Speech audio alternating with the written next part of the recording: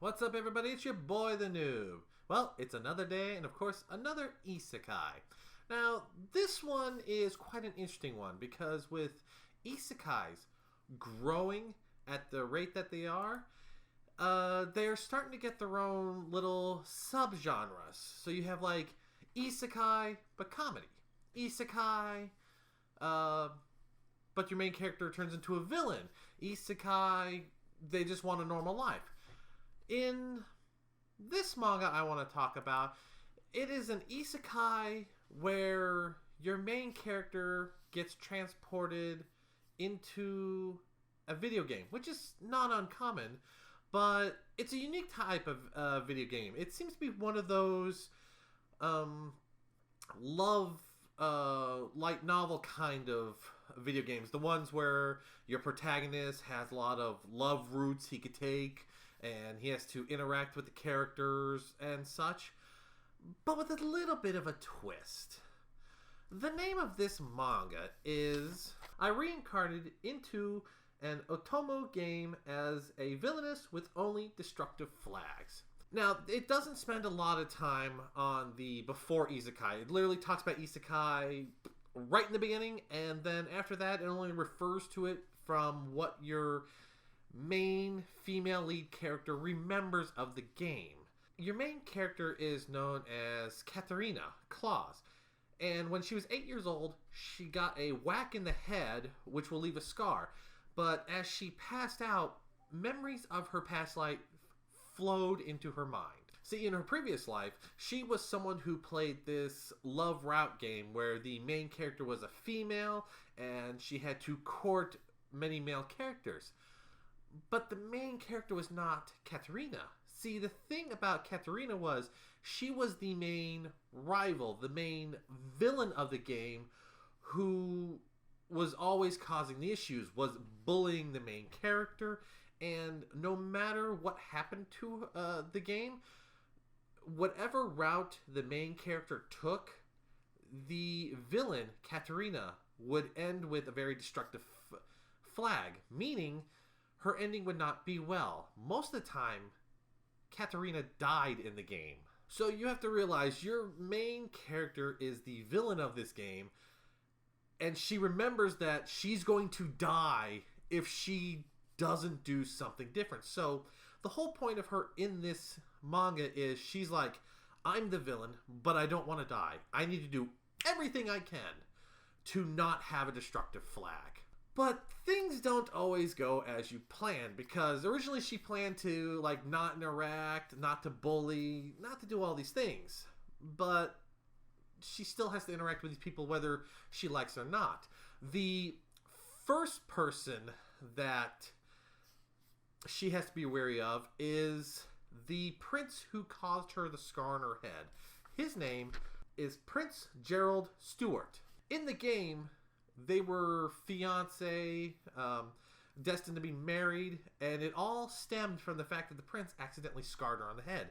Now, in the game, she kind of used that blackmailingly to force him to marry her and, you know, use his powers. Now Katarina's decided she's not going to do that. So when she first wakes up and he's apologizing, she starts being nice to him. She's like, no, it was my fault, blah, which first of all freaks everyone out because she was a very spoiled brat, but now she's very kind of proper, being nice. But while she was thinking about why they were overreacting, he still proposes to her, and without meaning to, she agrees. So she's already starting to go down this route. But she's like, I can work this. I can do this. I can not get killed. Even if I'm marrying him, I can still keep up with it. I love this manga because it's very funny, because all the characters she will interact with, she does not want to die from interacting with them. So, of course, Prince Gerald. She's now married to him, but she's not proper. She's not a princess. She was a commoner in her real life, so now she does things that a lot of people find very weird, especially Gerald. He actually adores this because she's not normal. Like, in this world, there's magic, and one of the ways to improve your magic is to interact with whatever element your magic is. Hers is earth. So you know what she does? She starts planting fields. You see her in worker gear getup with a hoe plowing the ground. And that is not proper at all. Her mother hates it, but Gerald and her stepbrother that later comes on, they find it adorable that she's acting like this. She does her best not to act like the bully throughout this story, but like I said, she keeps interacting with all these characters. The next of the potential death flag characters that comes into her life is a person that her family adopts, becoming her stepbrother. That is Keith. Keith becomes the little stepbrother to her. Now, at first, he's very shy. He's very nervous. She knows that because of this, throughout the game and the bullying that Katarina originally did to him, he became very closed off, but the main heroine of the game would eventually make him open up, which would eventually lead to him turning against her. So she decides to do what she thinks is right, which is basically interact with him. She plays with him. She drags him around. There's an incident that happens where his magic kind of goes out of control and she gets injured and he starts locking himself away, but she will not take no for an answer. This girl picks up an axe, breaks down his door, and apologizes to the point where he basically kind of falls in love with her. I'm not sure how much love it is. It could be just a brotherly love, or it could be the romantic kind of love, but he eventually starts to dot on her very much. Throughout this manga, you'll see him very protective. When her fiance kisses her on the neck, he'll come over and go, "Oh my god, you got dirt," and wipe it away. He is hilarious in this. And the interactions between him and any male character that gets close to her, it's like overprotective brother and the potential husband kind of go at it at times, which she is stupidly oblivious to. She's like, "Oh, look, they've become friends." And even though they're like, "Get away from my woman." I love the interaction between those two throughout the manga. The next character that you really get to meet is actually one of her first female friends, who originally wasn't a friend in the game. Her name is Mary Hunt. Now, Mary Hunt she meets during a tea party, and come to find out that she grows her own garden of flowers, which Katarina has become very enjoyable about growing her garden. So when she meets this girl, finds out she can grow plants better than her, she asks her to come over. They become friends. But then she does something she doesn't realize till later. She actually does the romance flag that Mary's fiance was supposed to do later on in the game. And without realizing it, she actually raises the romance flag with Mary Hunt to the point where they become friends, but you could kind of see that Mary wouldn't have a problem being a little more than friends with Katarina, which leads to the next character that comes in, her fiance, which is Alan, who is the brother to Gerald. That's the other prince. There's three princes, but this is the other one. Originally, the interactions between Alan and Katarina were kind of romantic, kind of not. Even though she's supposed to be marrying Gerald's brother.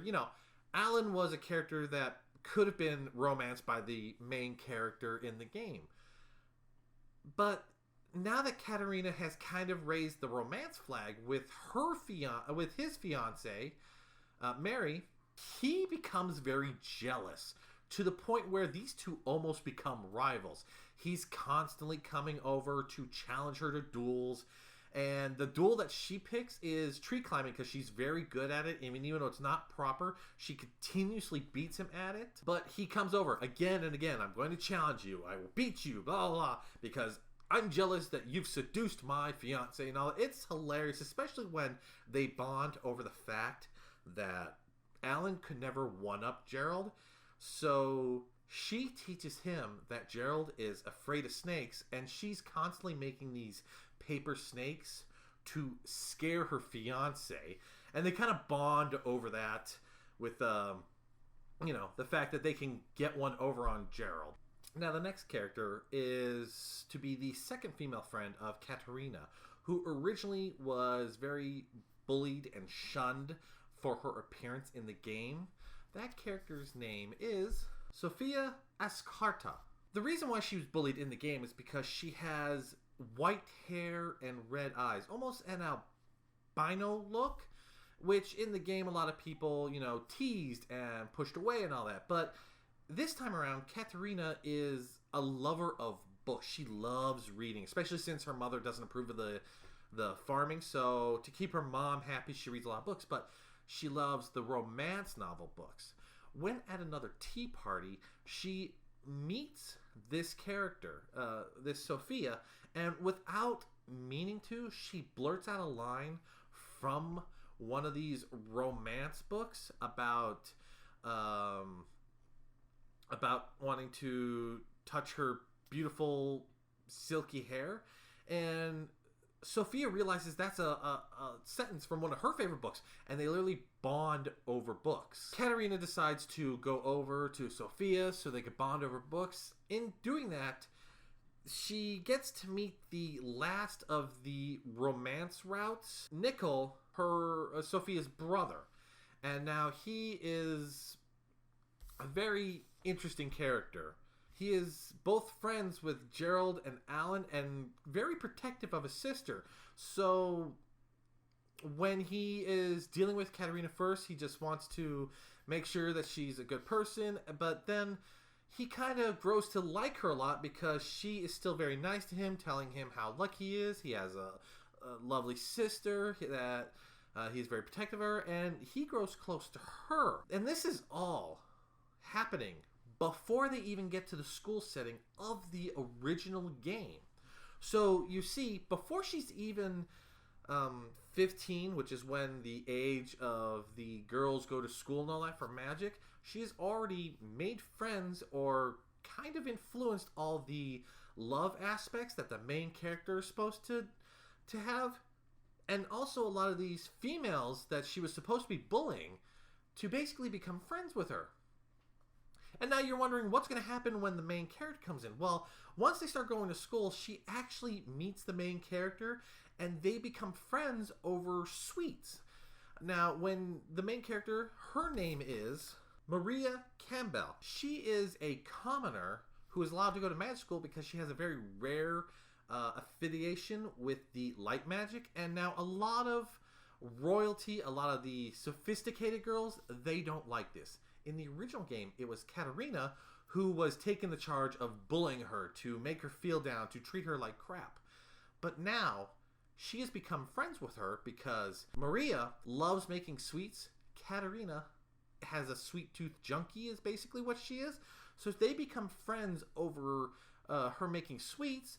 And when she sees other people starting to bully her, she goes to protect her. And now, with all this happening, you would think, all right, that means the game's going to completely change. No. There's even points in this game where events still happen. One of the big ones was there was this point in a cafeteria where a lot of the higher-up girls accuse Katerina of bullying Maria, and they bring a whole bunch of proof on paperwork, and it almost plays out just like the game would.